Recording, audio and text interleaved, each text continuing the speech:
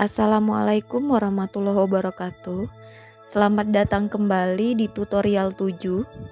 Hari ini kita akan melanjutkan materi dengan membahas modul 8, yaitu tentang telaah kurikulum tingkat satuan pendidikan atau KTSP 2006 dan penjabarannya dalam rancangan pembelajaran IPA di tingkat SD atau MI.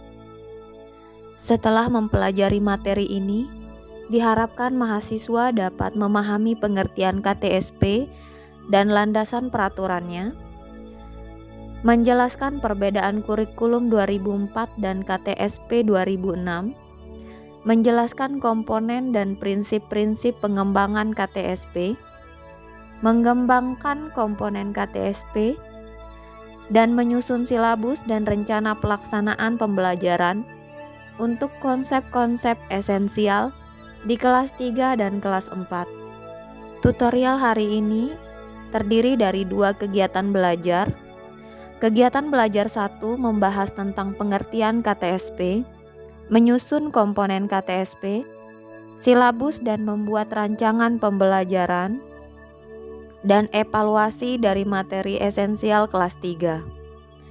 Sedangkan pada kegiatan belajar 2, kita akan membahas tentang pembuatan rancangan pembelajaran dan evaluasi dari beberapa materi esensial kelas 4. Kita mulai dengan kegiatan belajar 1, yaitu membahas tentang penyusunan KTSP dan rancangan pembelajaran materi esensial di kelas 3.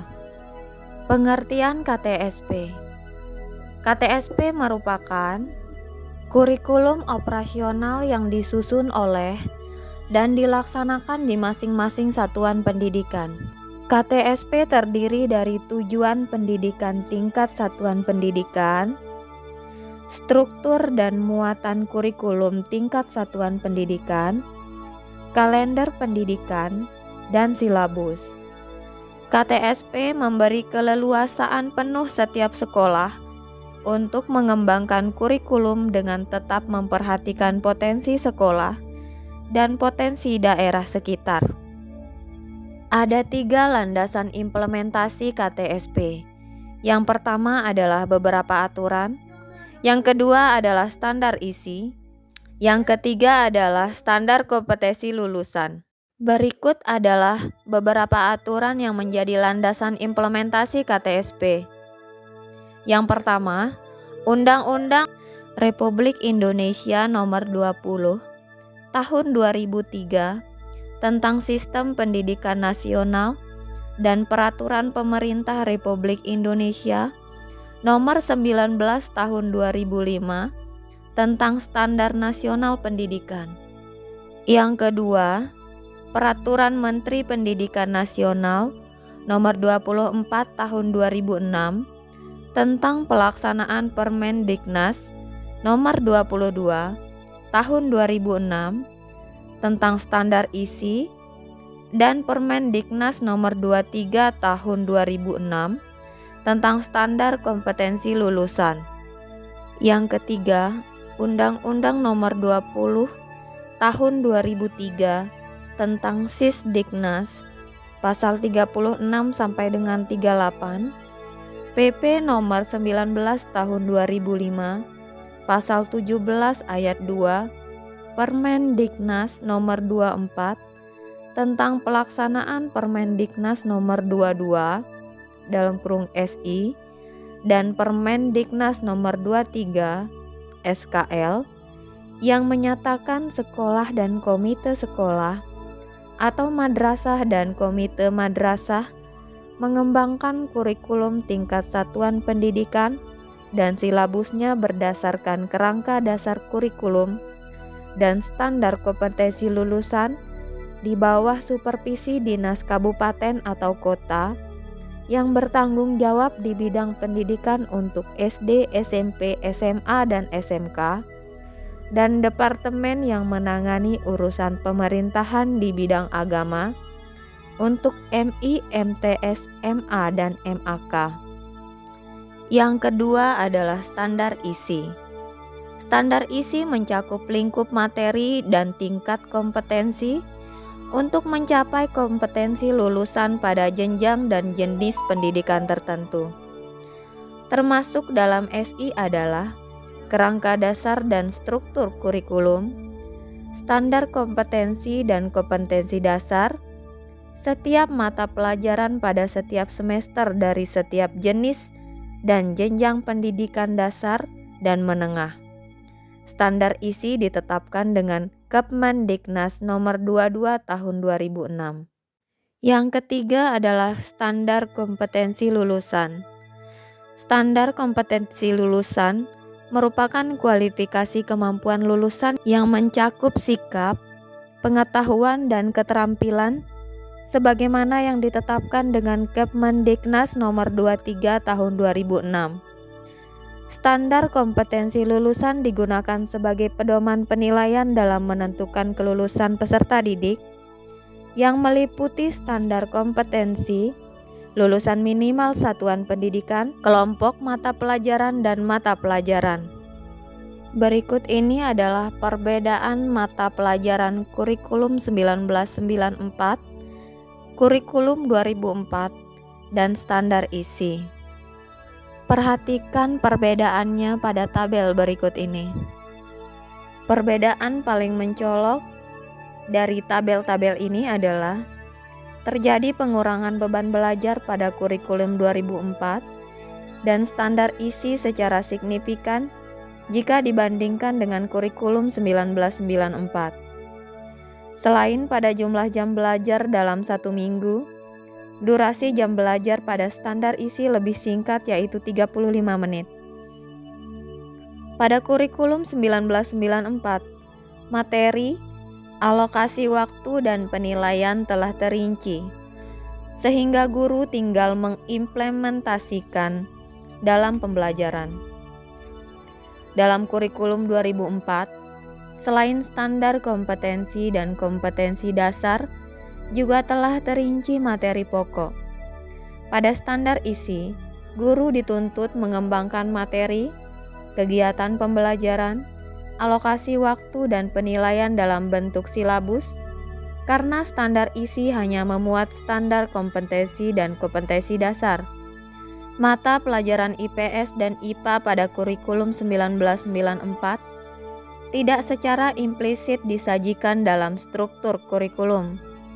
Sedangkan pada kurikulum 2004 dan standar isi, kedua mata pelajaran tersebut secara implisit tercantum dalam struktur program dengan kompetensi dasar dan standar kompetensi tersendiri, meskipun pendekatan pembelajarannya menggunakan tematis yang terintegrasi.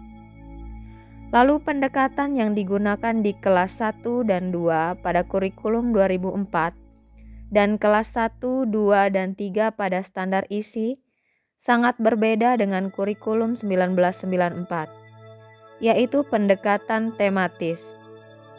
Pendekatan ini memberikan kesiapan mental kepada murid kelas 1, 2, dan 3 untuk memasuki dunia sekolah yang lebih formal. Kurikulum 1994 menggunakan sistem caturwulan, sedangkan pada kurikulum 2004 dan standar isi menggunakan sistem semester. Pembentukan sikap dan perilaku siswa pada kurikulum 1994 terintegrasi pada seluruh mata pelajaran, sehingga tidak nampak pada struktur program, sedangkan pada kurikulum 2004 memiliki struktur tersendiri melalui program pembiasaan. Pada standar isi, pembentukan sikap dan perilaku diimplementasikan pada kegiatan ekstrakurikuler dalam kemasan kegiatan pengembangan diri. Sistem penilaian pada kurikulum 1994 menggunakan penilaian formatif dan sumatif, sedangkan pada kurikulum 2004 dan standar isi menggunakan penilaian kelas yang mengetengahkan peranan guru dalam penilaian, baik proses maupun hasil. Selanjutnya, berikut ini adalah hal-hal yang perlu diperhatikan dalam penyusunan KTSP, yaitu yang pertama adalah analisis konteks. Dalam analisis konteks dilakukan dalam beberapa tahap, yaitu: 1. Mengidentifikasi standar isi dan standar kompetensi lulusan sebagai acuan.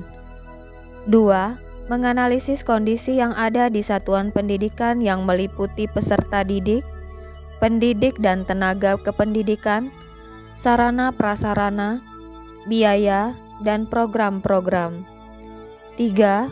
Menganalisis peluang dan tantangan yang ada di masyarakat dan lingkungan sekitar, komite sekolah, dewan pendidikan, dinas pendidikan, asosiasi, profesi, dunia industri dan dunia kerja, sumber daya alam dan sosial budaya. Selanjutnya, pada mekanisme penyusunan KTSP akan dijabarkan dalam 3 hal, yaitu pembentukan dan instansi yang terlibat dalam tim penyusun KTSP, pemberlakuan KTSP, dan bagaimana bentuk pelaksanaan penyusunan KTSP. Tim penyusun KTSP pada SD, SMP, SMA, dan SMK terdiri dari guru konselor dan kepala sekolah sebagai ketua merangkap anggota. Di dalam kegiatan tim penyusun, melibatkan komite sekolah dan narasumber, serta pihak lain yang terkait. Supervisi dilakukan oleh dinas yang bertanggung jawab di bidang pendidikan tingkat kabupaten atau kota untuk SD dan SMP, dan tingkat provinsi untuk SMA dan SMK.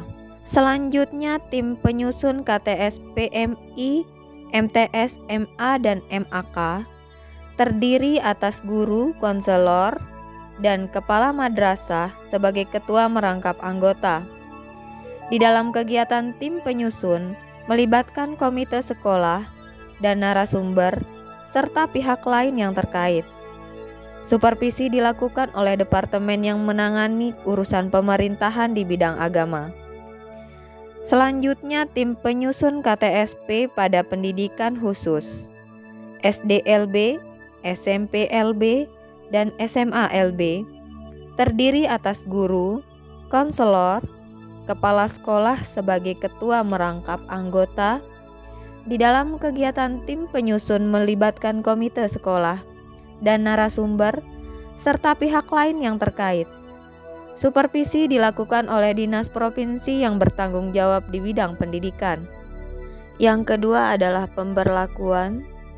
Dokumen KTSP pada SD, SMP, SMA, dan SMK dinyatakan berlaku oleh kepala sekolah setelah mendapat pertimbangan dari komite sekolah dan diketahui oleh dinas tingkat kabupaten atau kota yang bertanggung jawab di bidang pendidikan untuk SD dan SMP, dan tingkat provinsi untuk SMA dan SMK.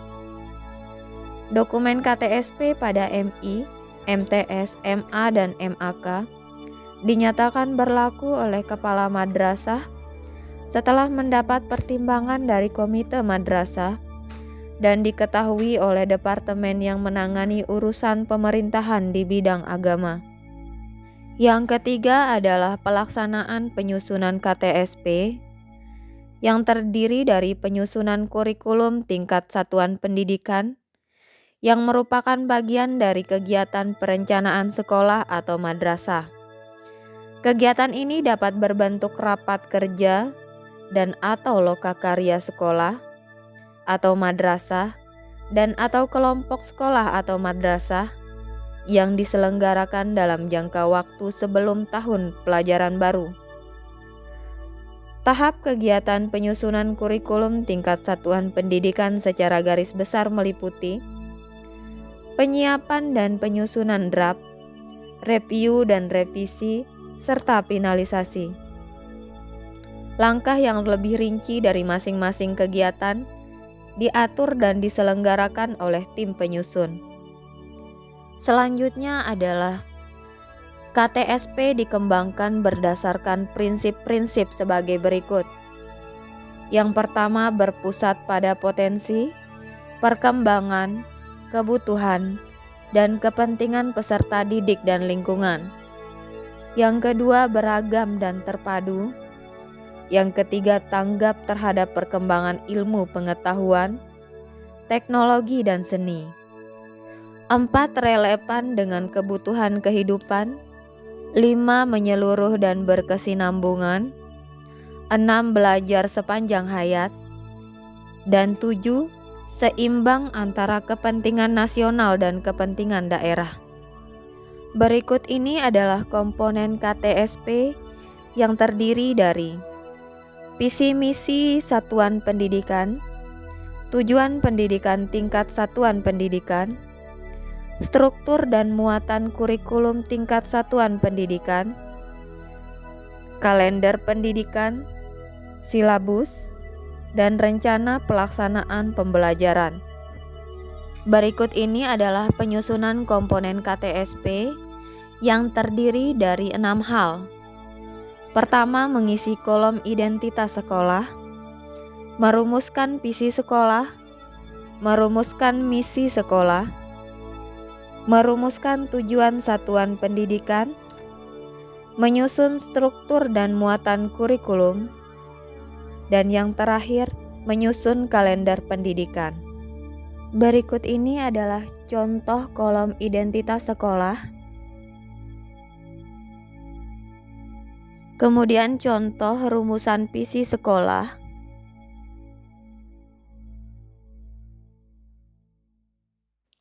Kemudian ini adalah contoh rumusan misi sekolah.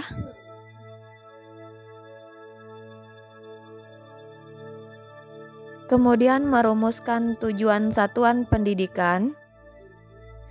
Tujuan pendidikan dasar adalah meletakkan dasar kecerdasan, pengetahuan, kepribadian, akhlak mulia, serta keterampilan untuk hidup mandiri dan mengikuti pendidikan lebih lanjut. Tujuan pendidikan menengah adalah meningkatkan kecerdasan, pengetahuan, kepribadian, akhlak mulia, serta keterampilan untuk hidup mandiri dan mengikuti pendidikan lebih lanjut. Dan tujuan pendidikan menengah kejuruan adalah meningkatkan kecerdasan, pengetahuan, kepribadian, akhlak mulia, serta keterampilan untuk hidup mandiri dan mengikuti pendidikan lebih lanjut. Selanjutnya, menyusun struktur dan muatan kurikulum. Dalam mengembangkan struktur dan muatan kurikulum, dituntut mendeskripsikan dan menetapkan aspek-aspek sebagai berikut. Yang pertama adalah mata pelajaran, yang kedua muatan lokal, 3 kegiatan pengembangan diri, 4 pengaturan beban belajar, 5 ketuntasan belajar, 6 kenaikan kelas dan kelulusan, 7 penjurusan, 8 pendidikan kecakapan hidup, 9 pendidikan berbasis keunggulan lokal dan global. Selanjutnya adalah menyusun kalender pendidikan. Kalender pendidikan merupakan acuan kegiatan akademik dan non-akademik di sekolah. Sekolah dapat menyusun kalender pendidikan sesuai dengan kondisi dan kebutuhan sekolah dengan ketentuan-ketentuan sebagai berikut. Perhatikan tabel berikut. Selanjutnya kita akan membahas tentang pengembangan silabus. Bila Anda seorang guru yang akan mengajar dalam 1 tahun ajaran, langkah yang harus Anda lakukan sebelum tahun ajaran tersebut berlangsung adalah membuat silabus mata pelajaran.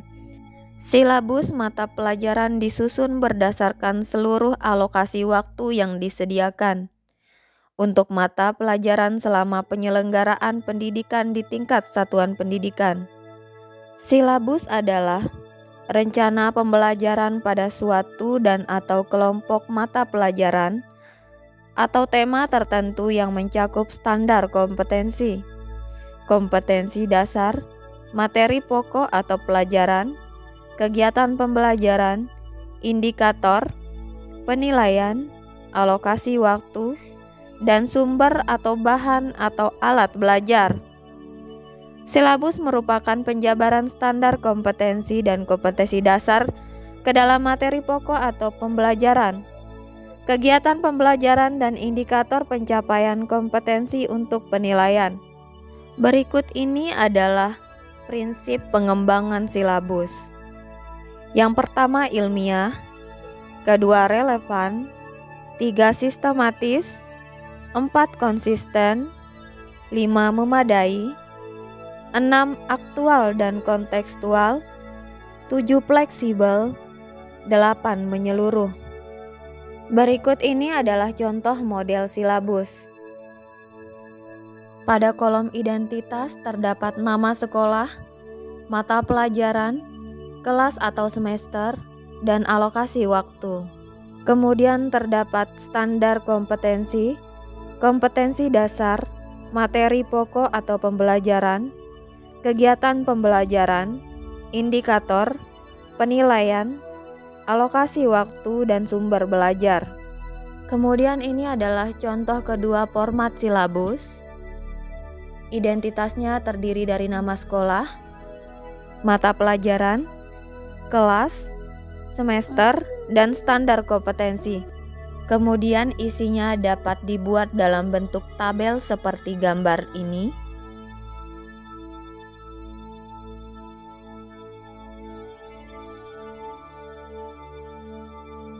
Selanjutnya kita akan membahas tentang langkah-langkah pengembangan silabus.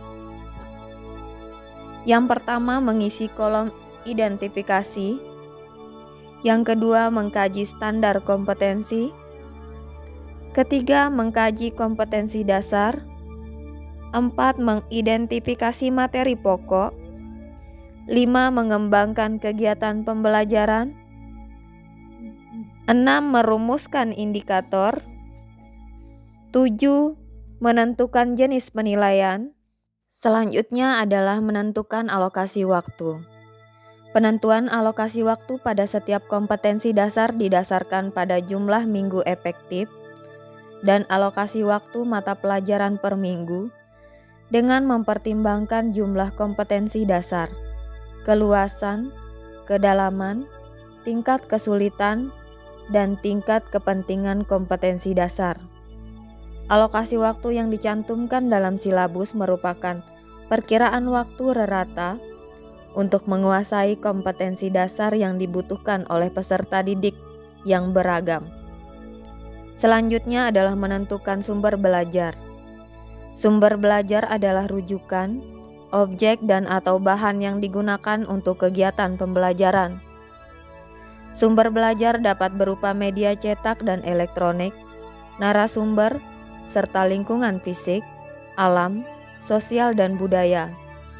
Penentuan sumber belajar didasarkan pada standar kompetensi dan kompetensi dasar, serta materi pokok atau pembelajaran, kegiatan pembelajaran, dan indikator pencapaian kompetensi.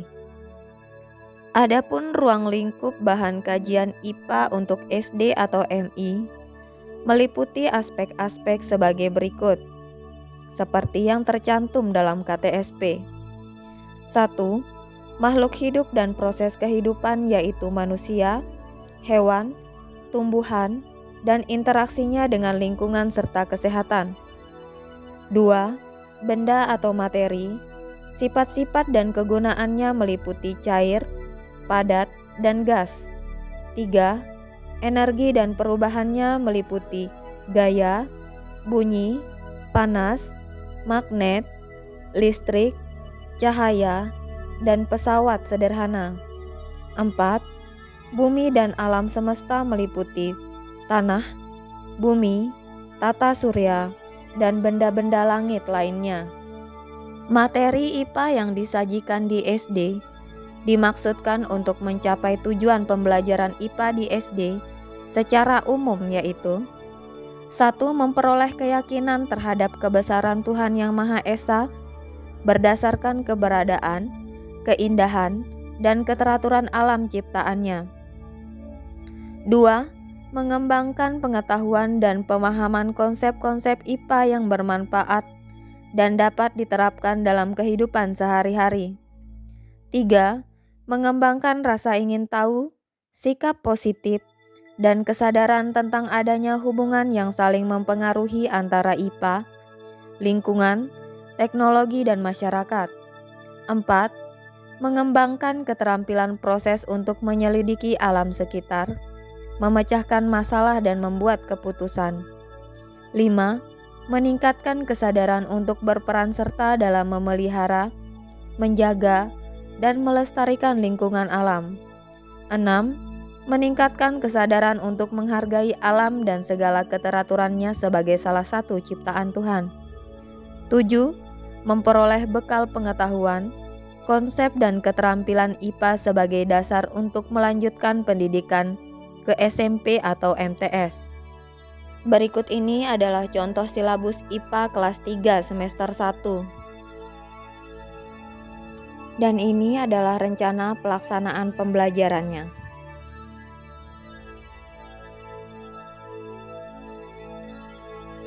Kita lanjutkan materi dengan membahas kegiatan belajar 2 tentang merancang pembelajaran IPA kelas 4. Berikut ini adalah contoh rancangan silabus dan juga contoh rancangan RPP.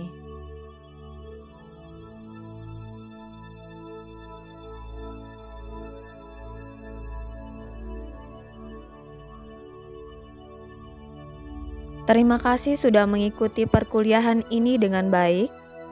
Sekian perkuliahan kita hari ini. Tetap semangat. Wassalamualaikum warahmatullahi wabarakatuh.